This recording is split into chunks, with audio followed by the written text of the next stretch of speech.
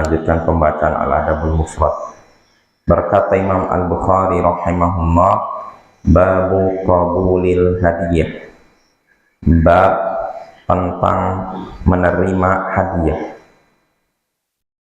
Bab tentang menerima hadiah, maksudnya bab disyariatkannya menerima hadiah. Berkata Imam Al-Bukhari rahimahullah, haddatsana Amr bin Khalid qal haddatsana Dimam bin Ismail qal sami'tu Musa bin Wardan an Abi Hurairah an Nabi sallallahu alaihi wasallam qal tahadaw tahabbu. Telah menceritakan pada kami Amr bin Khalid, ia berkata telah menceritakan pada kami Dimam bin Ismail, ia berkata aku mendengar Musa bin Wardan dari Abu Hurairah dari Nabi sallallahu alaihi wasallam, beliau bersabda, saling memberi hadiahlah kalian, niscaya kalian saling mencintai. Saling memberi hadiahlah kalian, niscaya kalian saling mencintai. Nah, ini hadisnya ya ikhwah dari Abu Hurairah. Di sini Nabi sallallahu alaihi wasallam bersabda, saling memberi hadiahlah kalian, niscaya kalian saling mencintai. Maknanya jelas, kita diperintahkan saling memberi hadiah. Hadiah ini umum, mau besar maupun kecil, tidak mesti besar, kecil juga bisa. Saling memberi hadiah, ini perintah. Dan apa buahnya, apa hasilnya? Niscaya kalian saling mencintai. Dengan memberi hadiah, saling memberi hadiah, dikasih hadiah, dibalas. Ini akan saling mencintai antara yang memberi hadiah dengan yang memberi hadiah. Nah, ini maksud hadisnya. Insya Allah jelas. Nah, dari hadis ini kita bisa mengambil dua pelajaran. Pertama, anjuran untuk saling memberi hadiah.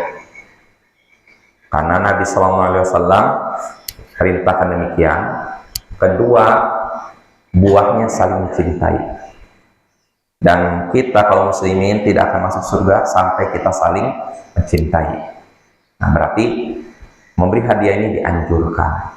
Memang tidak wajib, tapi ini anjuran ya. Jadi kita, kalau kita ingin dapat pahala mempraktekkan sunnah Nabi, saling memberi hadiah.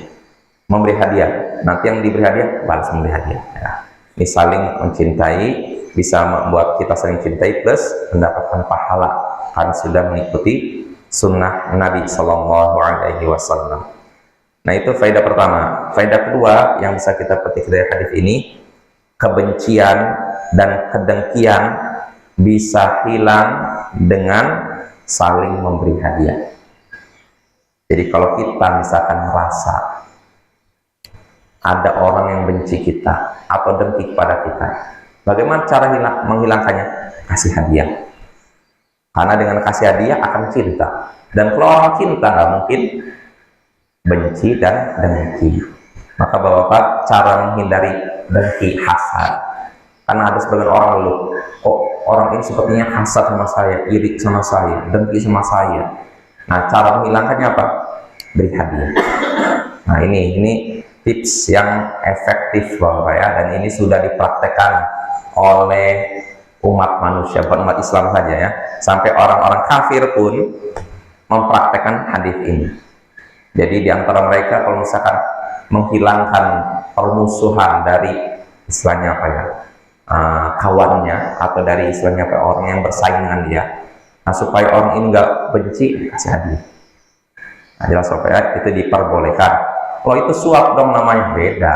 Kalau sesuatu ini memberikan sesuatu untuk melakukan yang haram, sedangkan menghilangkan dengki haram tidak? Tidak, itu dianjurkan. Berarti nggak masalah. Kalaupun dianggap suap dalam tanda kutip suap halal. Ya. Tapi ini tentu saja bukan suap, Bapak ya. Memberi hadiah beda dengan suap. Ya, kalau suap itu ya itu, misalkan seorang pengen dalam peradilan, misalkan seorang ingin kasusnya dimenangkan oleh hakim, maka dia ngasih hadiah. Nah, ini tercela. Tapi kalau kita ingin menghilangkan kedengkian, kebencian di antar kaum muslimin, lalu kita ngasih hadiah, ini bukan suap.